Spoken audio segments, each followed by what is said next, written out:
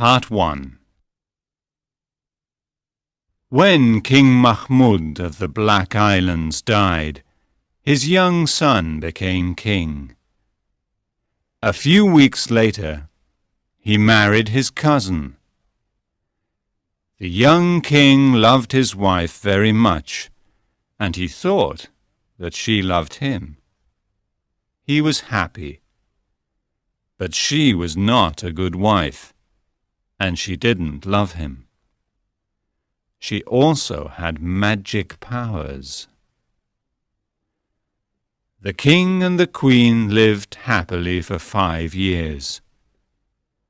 Then one afternoon, the young king heard a conversation between 2 of his wife's maids. They didn't know that he was listening to them. "It's sad that the Queen doesn't love the King, isn't it?" one of them said. "Yes, it is," the other maid replied. "She's a bad woman. Every night she puts a sleeping potion in his wine. Then when he is asleep, she goes out to meet her lover in the forest." The young king was horrified. He decided to watch his wife carefully. That night, he didn't drink his wine, so he wasn't asleep when the queen got out of bed and left the palace. He followed her to the forest. Her lover was there, and they kissed passionately. When the young king saw them together, he was very angry. He took out his sword and hit the man on the neck. The man fell to the ground. Then the young king ran back to the palace before the queen had time to see his face. The next morning, the queen came to his room. She was wearing black clothes, and she was crying. "Husband," she said, "I'm mourning my family. My father, my mother, and my 2 brothers are all dead." The young king said nothing. He knew that it was not true. The queen mourned for a year. At the end of this time, she built a black dome in the palace garden and filled it with precious carpets and paintings. Then she took her lover's body there. He wasn't dead, but he couldn't move or speak. She put him on a sofa in a dark room and built a beautiful fountain for him there. She went to see him every day and gave him soup and wine to drink. She cried all the time. 3 years passed. One day, the young king went to the dome to speak to his wife. She was crying as usual. He was very angry. "I'm tired of your tears!" he shouted, and he took out his sword. "You are a bad woman! I know that you keep your lover here!" "Yes, I do," the queen replied. "I love him, and I hate you."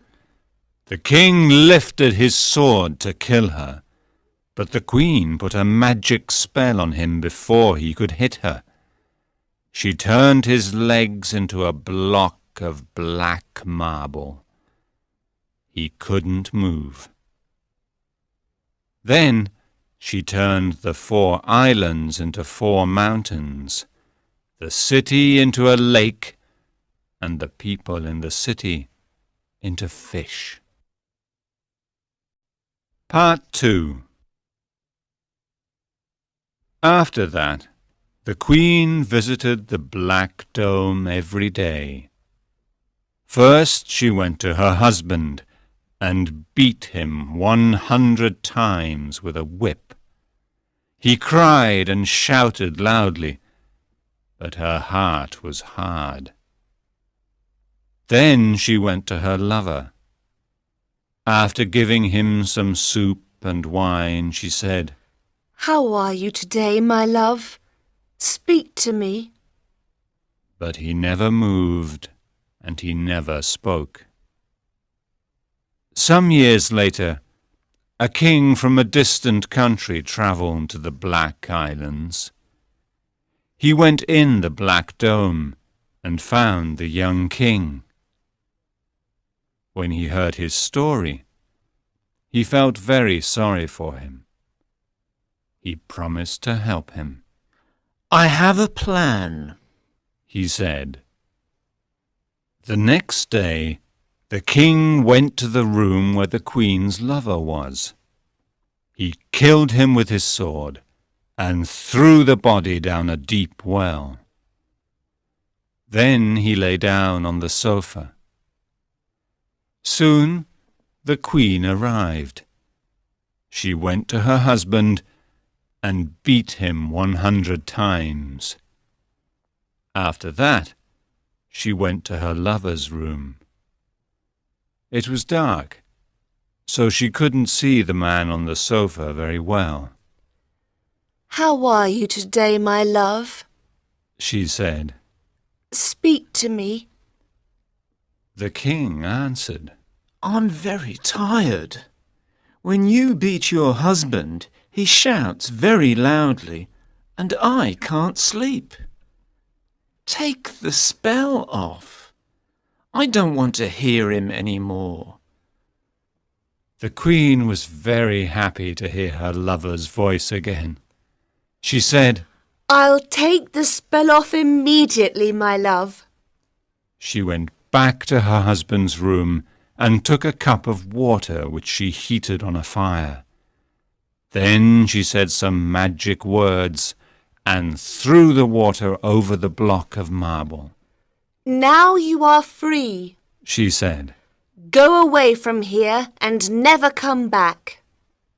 The young king jumped for joy, and the queen went back to her lover's room. "My husband is free," she said. "Are you better now, my love?" The king answered, "I'm still tired. Every night at midnight, the fish in the lake jump out of the water and cry and shout loudly. I can't sleep. Take the spell off.